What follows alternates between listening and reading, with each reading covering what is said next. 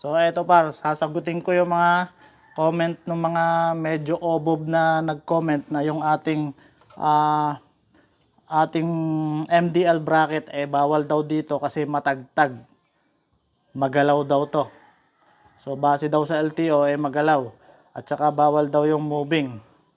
So eto papakita ko sa inyo kung ano yung sinasabi niyong magalaw no. Ayan. So sa lahat na nagko-comment, yan. Isipin niyo kung ano yung function ng front shock. Yung front fork na tinatawag.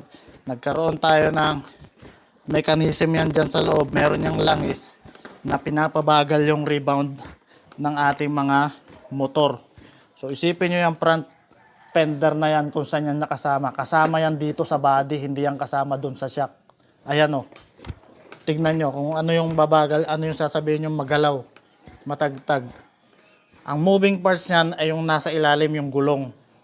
Siya ang sumasalo lahat ng, ito ang sumasalo ng lahat ng talbog, ng lahat ng lubak.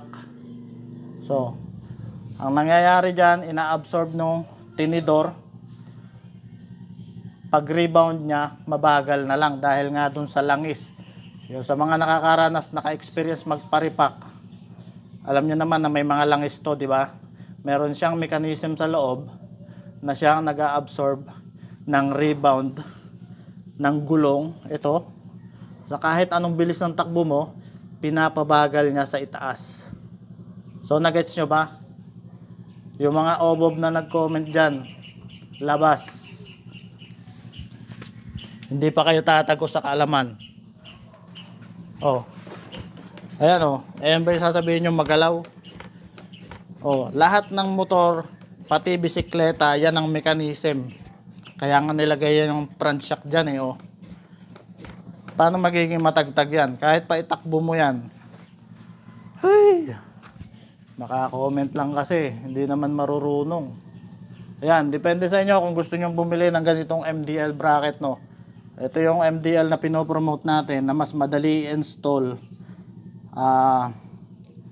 Mas kapaki-pakinabang kaysa dun sa mga luma na kailangan mong baklasin itong ibabaw.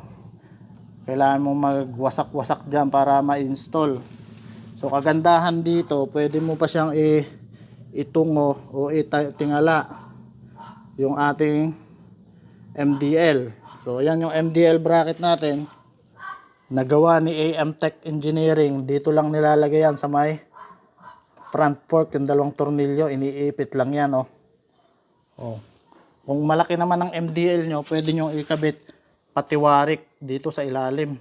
Example nito, itong ating Mopax version 7.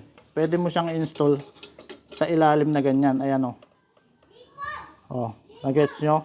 Kasi ito sakto na sa akin. Yung upgraded MDL natin, okay na yan, hindi na yan sabit yan oh. Oh. Kung malaki kasi tatama na, pero ito sakto na yung sa akin. Kung malaki yung MDL nyo, kung maliit naman, mas okay lang. Kung malapad. So, ayan yung itsura ng ating MDL. So, pinagtanggol ko lang yung mga daming nag-comment na negative reaction dahil hindi nyo nauunawaan kung papaano maglaro ang front shock. Kung papaano niya i-absorb yung mga lubak ng kalsada. Yan. Madami kasing nag-comment na kulang sa kaalaman. O sinasabi nyo na magalaw daw, matagtag. Ba't pa nagkaroon ng front shock dyan? Kung magiging matagtag, front shock nga shock nga absorber nga yan eh. So meaning to say, ini-stabilize niya yung laro ng motor. So paano magiging magalaw yan? Paano magiging matagtag? May shock nga dito. Shock absorber, yun lang.